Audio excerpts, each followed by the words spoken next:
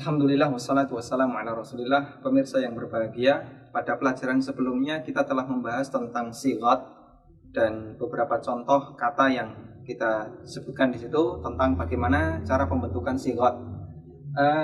Ada beberapa pemirsa yang bertanya, lalu apa fungsi kita mengenal sighat? Sehingga kita harus mempelajari sighat ketika belajar soroh. Seperti yang kemarin telah kita bahas, bahwasanya sighat adalah bentuk atau pola kata dalam bahasa Arab, dan fungsi sighat itu sebagaimana dalam bahasa kita. Kita mengenal dalam bahasa kita ada kata dasar ajar misalnya. Kemudian kita mau membentuk kata ajar ini menjadi pelaku orang yang mengajar atau orang yang belajar. Kita ubah menjadi pengajar atau pelajar,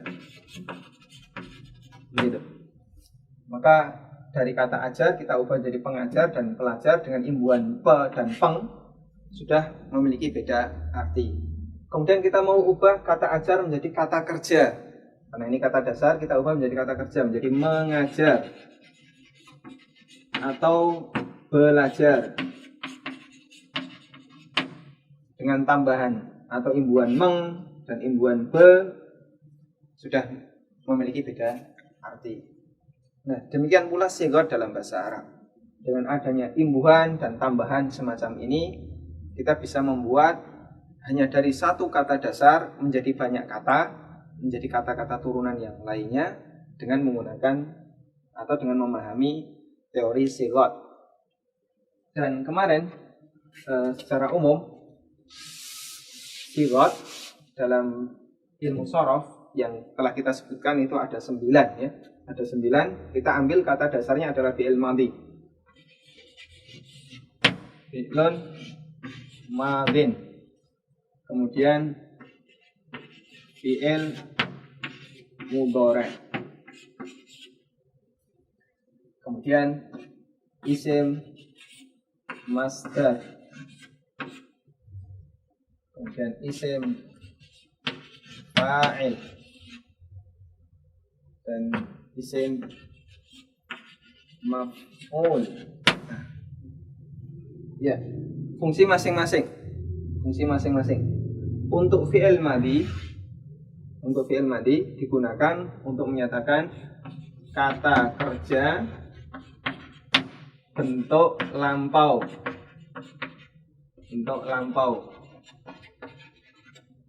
Kemudian untuk fi'il mudhari' sama, dia kata kerja tapi bentuk sekarang atau mendatang. Kemudian isim masdar itu untuk kata dasar.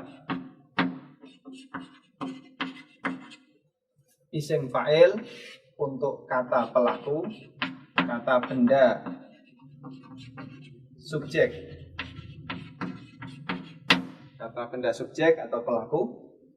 Kemudian isim maf'ul kebalikannya. Isim maf'ul adalah kebalikannya. Kata benda,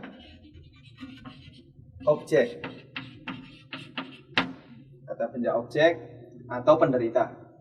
Misalnya saya memiliki sebuah kata doroba. Doroba artinya telah memukul.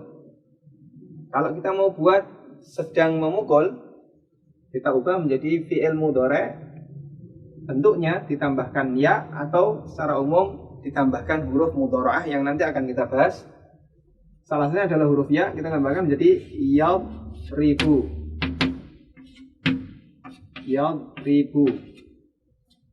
Kemudian kalau kita mau buat menjadi kata dasar, ini artinya telah memukul, sedang atau akan memukul. Kalau ini pemukulan atau pukulan menjadi dorbun. Ya. Kemudian kita mau buat menjadi kata benda subjek, isim fa'il. menjadi doribun, sehingga artinya orang yang memukul atau pemukul. Kemudian kita buat menjadi kata benda objek, orang yang dipukul, menjadi madrubun. Madrubun. Ada 1, 2, 3, 4, 5 kata yang sudah kita bahas. Doroba, orang yang telah dipukul. Yadribu, doroba telah memukul. Yadribu, sedang atau akan memukul. Dorbun, pukulan. Doribun, pemukul. Madrubun, orang yang dipukul. Kita masih menyisakan 4 bentuk sigot yang lain. Ya, kita tuliskan di sini.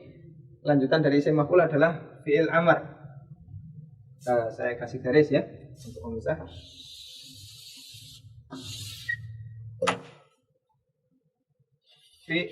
Fi'lu amrin.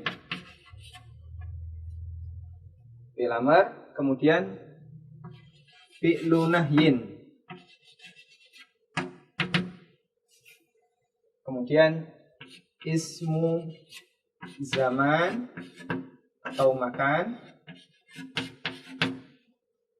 Kemudian yang terakhir adalah ismu alatin. Fi'il amar itu fungsinya adalah untuk membentuk kata kerja atau kata perintah. Kata perintah. Kemudian fi'lu nahyin itu kata larangan. Kemudian isim zaman atau makan itu kata benda yang menunjukkan keterangan waktu atau tempat. Kata keterangan waktu atau tempat. Kemudian yang terakhir adalah isim alat, kata untuk menunjukkan keterangan alat yang digunakan. Namanya saja isim alat ya. Ya, kita lanjutkan dari kata contoh kata doroba tadi. Kalau kita mau membuat kata pukulah, maka kita tinggal ubah menjadi idrib. Idrib. Kemudian kata larangan, jangan pukul. Kita ubah jadi la tadrib. La tadrib. Kemudian kita mau membuat kata tempat pemukulan atau waktu terjadinya pemukulan. Kita ubah menjadi madrobun. Madrob. Kemudian kita mau nulis isim alat, kata keterangan alat yang digunakan, misalnya alat yang digunakan untuk mukul menjadi midrob. Midrobun. Jadi midrobun. Ya, pemirsa yang berbahagia, dengan kita memahami sigat, kita bisa mengubah satu kata dalam bahasa Arab menjadi banyak dan berbagai macam bentuk pola kata hanya dengan memainkan beberapa imbuhan. Di sini kita temukan ada imbuhan ya dari doroba, diimbuhkan kata ya. Kemudian di sini ada disukun roknya, di sini diimbuhkan alif, di sini diimbuhkan wawu dan seterusnya. Yang dengan ini kita bisa mendapatkan kata-kata yang berbeda hanya dari satu kata. Nah, teori untuk bisa memahami seperti itu adalah dengan mempelajari sigat dalam ilmu sharaf. Demikian, semoga bermanfaat. Wassalamualaikum warahmatullahi wabarakatuh.